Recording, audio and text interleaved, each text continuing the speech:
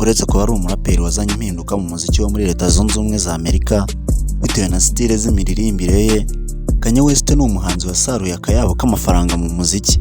Si ibyo gusa kandi ni umugabo uzi icyo kurya amafaranga wavunikiye bivuze. Waba wibaza imitungo atunze? Waba wibaza imodoka agendamo? Waba wibaza se isaha yambara ngo ihagaze angahe? Ntuze gucikwa muri iyi video kuko nibyo tugiye kurebera hamwe. Mbere na mbere ndagusaba gukora subscribe ugakora no kunzogera ku bantu mutarazikora kugira ngo video zijye zibagereraho mu gihe. Yavutse mu 1977 mu mujyi wa Atlanta muri leta ya Georgia wo muri Amerika. Kanye West wamamaye ku isi yose no muri Amerika ku izina rya Kanye West, ni umuraperi ukomeye cyane ku rwego rw'isi, wiyeguriye fashion cyangwa se mu yandi magambo ibijyanye n'imyambaro, yaba inkweto n'imyenda. Bikaba byaranamuhiriye cyane nyuma yo gushyira inkweto ze hanze zitwa Yeezy, zigakundwa zikanagurwa ku isi yose.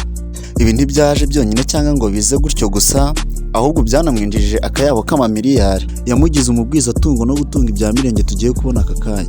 Nk'urugero ni nk'umuturirwa w'agatangaza uyu mustar Kanye West yari afite mu gace ka Bay Area ko muri Los Angeles muri leta ya California.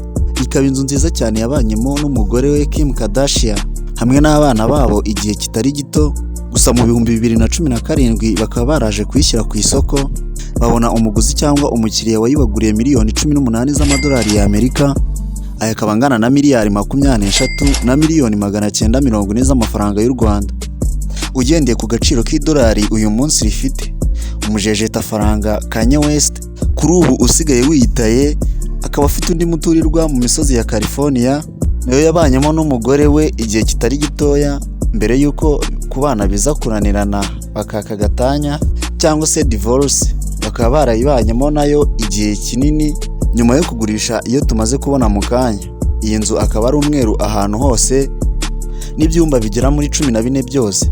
Ibi bikantera kwibaza icyo ibi byumba babimaze. Iyi nzu ikanagira piscine iri ahantu heza iherereye mu gikari, aho uba witegeye neza umujyi wa Los Angeles wose.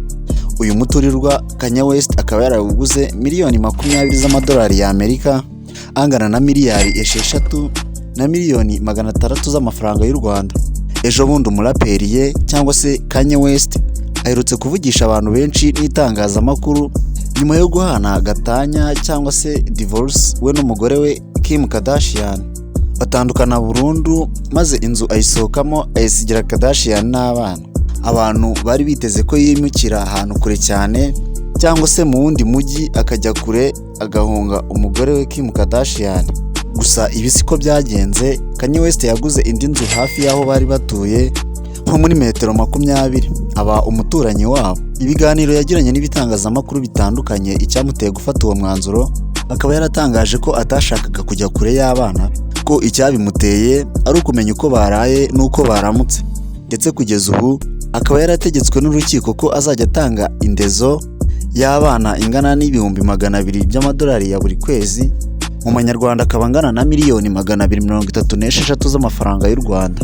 Iyi ndezo ikaba ikubiyemo minerivare cyangwa se school fees, hakaba hakubiyemo n'ayo kwivuza ndetse n'ayo kwifashisha mu mibereho y'ubuzima busanzwe nko kwambara, kurya ndetse n'ayo gusohokamo nyine mu mibereho y'abana yo kwishimisha, n'ay'umutekano cyangwa se aba bouncer babaherekeza mu gihe bari kujya ku ishuri no mu gihe bari gutaha, n'ibindi byinshi bikubiye muri iyi ndezo urukiko rwamuciye.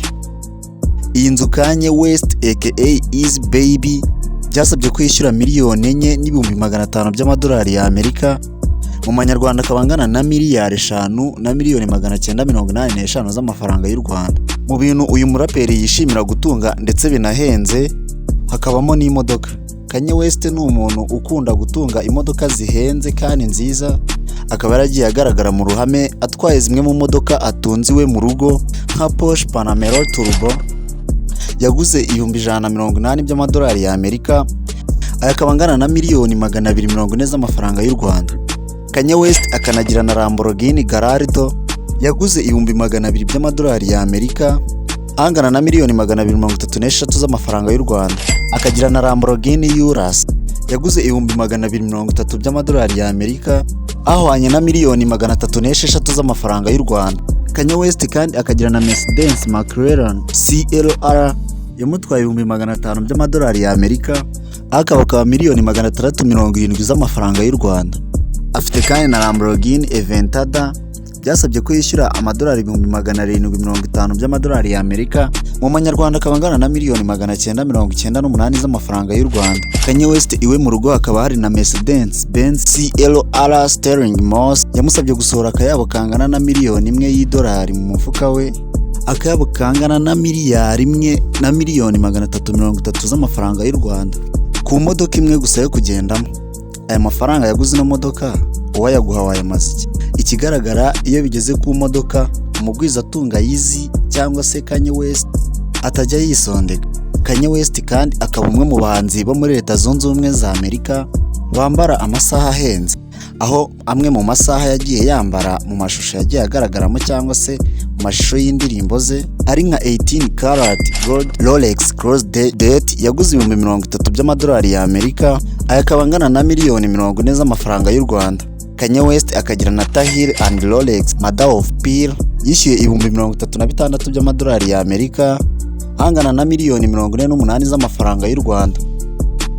Afite na Rose Gold Rolex Cosmography ikoze muri zahabu yaguze 42 by'amadolari ya Amerika, ahwanye na miliyoni 56 z'amafaranga y'u Rwanda. Kanye West akagira na Rolex Submarine yamutwaye 58 by'amadolari ya Amerika, angana na miliyoni 77 z'amafaranga y'u Rwanda. Afite kandi na Rolex Day Date 2 ikozwe muri zahabu byasabye ko yishyura 60 by'amadolari ya Amerika, aya akaba angana na miliyoni 80 z'amafaranga y'u Rwanda. Kanye West mu kabati ke hakaba harimo na Cartier Crush Skeleton yamusabye gusohora 70,000 mu mufuka we by'idolari, angana na miliyoni 93 z'amafaranga y'u Rwanda. Nkaho izi zidahagije, umujejeta faranga Kanye West afite Old Mapichuyo Oko Perpetual Calendar akaba yarayiguze 190 by'amadolari ya Amerika, akaba angana na miliyoni 253 z'amafaranga y'u Rwanda ku isaha imwe gusa. Tukiri ku mirimbo y'amaboko, reka tuvuge ku mpeta y'amakarate 20 yose ya diama. Ijambo amakarate cyangwa se mu rurimi rw'icyongereza carats tukaba twarabisobanuye muri video ya 69, nawe wagenda ukayireba. Iyi mpeta ya diama akaba yarayihaye uwahoze ari umugore we Kim Kardashian nk'impano ku isabukuru ye. Iyi mpeta akaba ari impeta yavugishije abantu benshi bitewe n'agaciro uyu muraperi yayiguze, aho Jewelry Stores cyangwa se bijuteri yayiguzemo yatangaje ko Kanye West yabishyuye miliyoni 4,600 by'amadolari ya Amerika, aya akaba angana na miliyari 6 na miliyoni 118 z'amafaranga y'u Rwanda ku mpeta imwe gusa yo ku rutoki. Kuba ubwabyo Kanye West ari umwe mu bahanzi batangiye umuziki kera ahagana muri za 2004 ubwo yashyiraga alubumu ye ya mbere yise The College Dropout, igakundwa cyane na nyuma yaho agakora izindi nyinshi zamwinjirije amamiliyoni atagira ingano, hakiyongeraho n'ibitaramo akorera hirya no hino, ndetse akanishyurwa n'imbuga zitandukanye zicuruza umuziki we cyangwa se indirimbo ze kuri internet nka Spotify, Tidal, Deezer, YouTube n'izindi. Ndetse kuri ubu izina rye Yeezy akaba arikoresha nk'izina ry'imyambaro n'inkweto za Yeezy. Izi zikaba inkweto zigaruriye imitima ya benshi ku isi yose, aho uyu muhanzi yagiranye amasezerano n'uruganda rwa Adidas, aho Adidas ikora izi nkweto maze ikazicuruza ku isi yose, hanyuma bakamuha 10% ku nyungu ku nkweto zose ziba zacurujwe. Ariko aya masezerano akaba yaraje guseswa muri 2022, akaba yaramaze hafi imyaka 9 yose kuko batangiranye mu 2013. Iyi mikoranire ikaba yaramwinjirije akayabo k'amafaranga atagira ingano. Kanye West akaba afite na company yitwa Donda ikubiyemo studio yo gukora indirimbo z'abahanzi na film.